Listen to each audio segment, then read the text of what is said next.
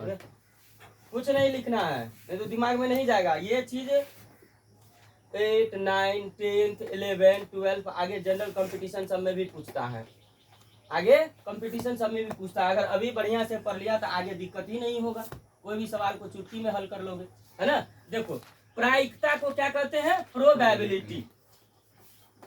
Probability आ रहा है समझ में? किसी भी घटना के घटित होने पर यह निर्भर करता है। देखो यहाँ पर प्रायिकता को पीई से सूचित करते हैं। क्या चीज से? पीई से सूचित करते हैं। पी मतलब होता है प्रोबेबिलिटी, ई मतलब होता है इवेंट। प्रोबेबिलिटी का मतलब होता है प्रायिकता और इवेंट का मतलब होता है घटना। आया समझ में? अब देखो घटना दो होता है। कितना घटना होता है? दो घटना होता है। एक संभव घटना और दूसरा असंभव घटना। सही है। संभव घटना की प्रायिकता 1 होती है और असंभव घटना की प्रायिकता 0 होती है। ऐसा समझ में? संभव घटना में पीई लिखा रहेगा और असंभव घटना में पीई नहीं लिखा रहेगा। आ रहा समझ में?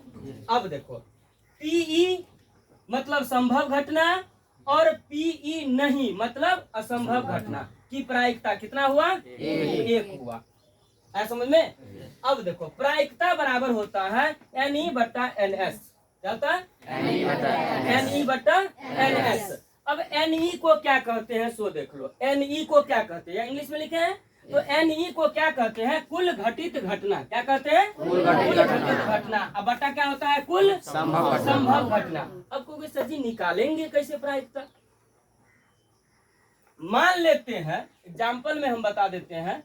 जैसे मान लो कि 100 नंबर का परीक्षा हुआ। कितने नंबर का परीक्षा हुआ? 100 नंबर का परीक्षा हुआ और तुमको जो है 90 नंबर्स आ गया, मतलब 90 आया। 100 में 90 आया तो कॉपी में कैसे लिखता है टीचर? कैसे लिखता है? तुमको मार्क कैसे देगा सो बताओ? 90/100। यही हो गया प्रायिकता। मतलब घटना जो घटित हुआ वो कितना हुआ? 90% घटित हुआ है। नहीं हुआ? मतलब 100 में तुमको कितना आया? 90 नंबर आया, मतलब 90% घटना घटित हुआ। लेकिन कुल संभव घटना कितना संभावना है तुमको आने का? नंबर कितना नंबर आने तक का संभावना है? 100। 100 में 100 नहीं ला सकता है। 100 में 100 नंबर आ सकता है, ये संभावना है। तो कुल संभव घटना कितना? 100। लेकिन कुल घटित घटना कितना घटना घटित हुआ? फिक्स कितना है? 90। आ रहा है समझ में? ये तुम्हारे पास इतना नंबर मिला, मतलब घटना 90% घटित हुआ। 100 में 90%, 100 में 90%। आ रहा है समझ में? तो कुल घटित घटना को ऊपर लिखते हैं और कुल संभव घटना को नीचे लिखते हैं। आ रहा समझ में? अब जैसे मान के चलो कि कोई सिक्का है, कोई सिक्का है किसी के पास एक सिक्का, एक कॉइन 1 रुपए का। देखो बताते हैं, है लो लो देखो इस सिक्के में क्या सब हो सकता है? हेड और टेल दो ही होता है। सिक्का कितना? एक सिक्का है ना। एक सिक्का में 2 चीजें हैं। क्या सब है? हेड है और टेल है। अब देखो एक सिक्का में कितने घटना है? 2 घटना है। एक सिक्का में कितने घटना है? 2 घटना है। एक हेड है और एक टेल है। एक हेड है और एक टेल है। तो कितने घटना हुआ? 2 घटना है। कुल संभव घटना कितना है? 2 है। अब इस सिक्के को हम ऐसे उछालते हैं, है ना। क्या आया?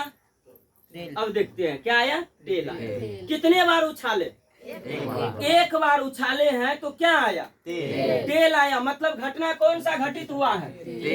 टेल आया। तो इसको प्रायिकता के फॉर्म में कैसे लिखेंगे? पीई बराबर क्या होगा?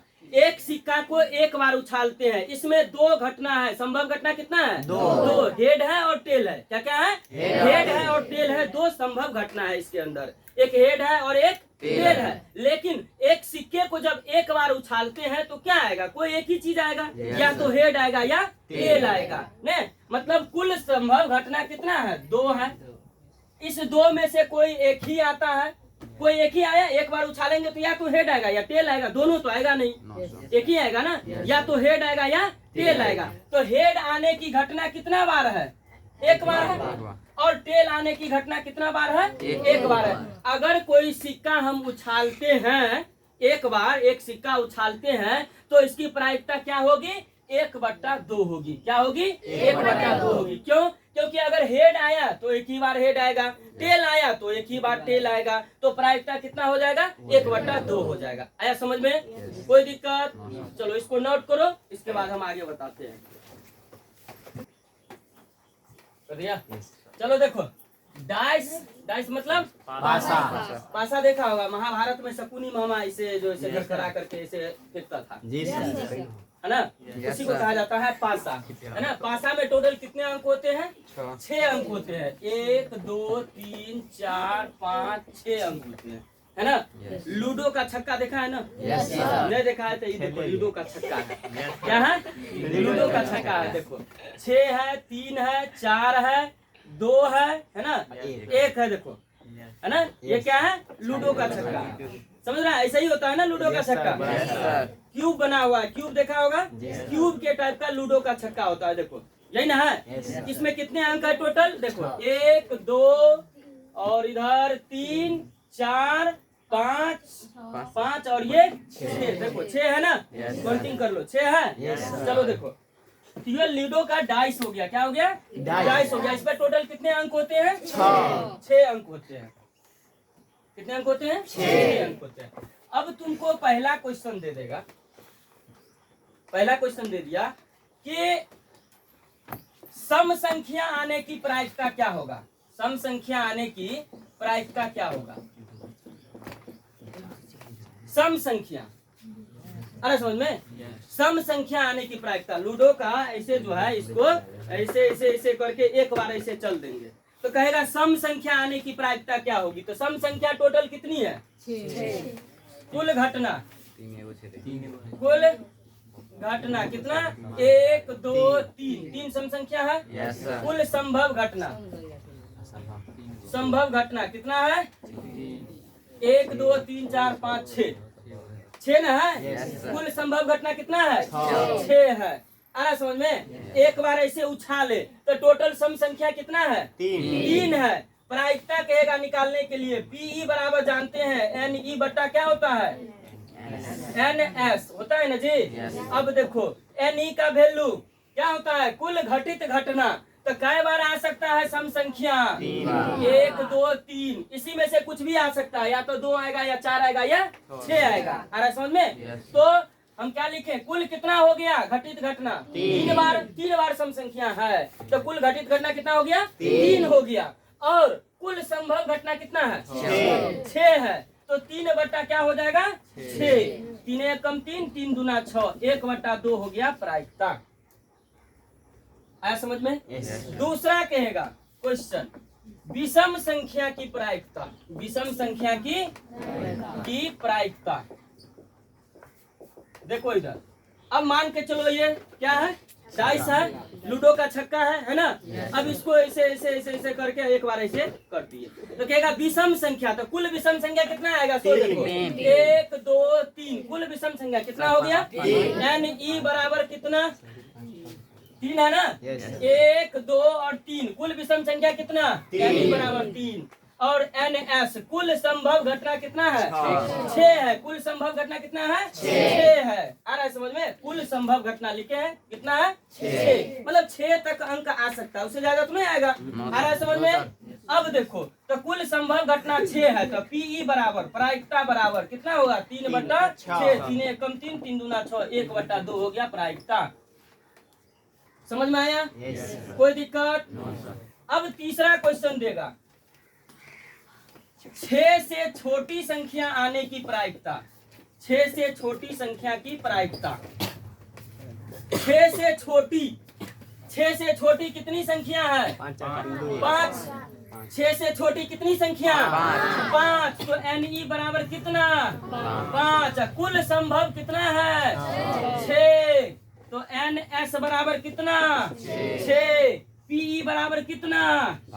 एनई बट्टा एनएस मतलब 5/6। यही हो गया आंसर। आया समझ में? कोई डाउट? अब कहेगा, अब कह देगा कि मान के चलो 4 में कि 2 से बड़ी संख्या, 2 से बड़ी संख्या, 2 से बड़ी संख्या की प्रायिकता। तो पीई बराबर दो से बड़ी कितनी संख्या है गिनो? चार। 1 2 3 4 दो से बड़ी है तो 4। अब कुल संभव घटना कितना है? कुल संभव घटना कितना? 6। 2 दूना 4, 2 तिया 6, 2/3। यही हो गया प्रायिकता। समझ में आया? कोई डाउट, कोई दिक्कत है? अब इसी में देख लो, कहेगा कि 0 से बड़ी और 0 से बड़ी और 7 से छोटी संख्या। छोटी 0 से बड़ी कितना है? 6। और 7 से छोटी टोटल 6 ही है। 0 से बड़ी और 7 से छोटी, तो 0 से बड़ी 6 तक और 7 से छोटी भी 6 ठो। आ रहा है समझ में? तो एन ई बराबर कितना हो गया? 6। एन एस बराबर कुल घटना कितना है? कुल संभव 6 है ना। तो पीई बराबर क्या होगा? 6/6। 1 हो गया आंसर। आया समझ में? कोई दिक्कत? अब देखो 6 में कहेगा 6 से बड़ी संख्या। बताओ 6 से बड़ी संख्या, तो एन ई बराबर क्या होगा? 6 से बड़ी है इसमें कोई? 6 से बड़ी है नहीं है तो 0। 6 से बड़ी नहीं है तो 0। और एन एस बराबर मतलब कुल संभव घटना कितना है? 6 ही ना है। तो 6 पी बराबर क्या हो गया? 0/6। अरे समझ में? तो क्या हो गया? 0। आया समझ में? कोई दिक्कत, कोई डाउट हो तो पूछ लो। चलो।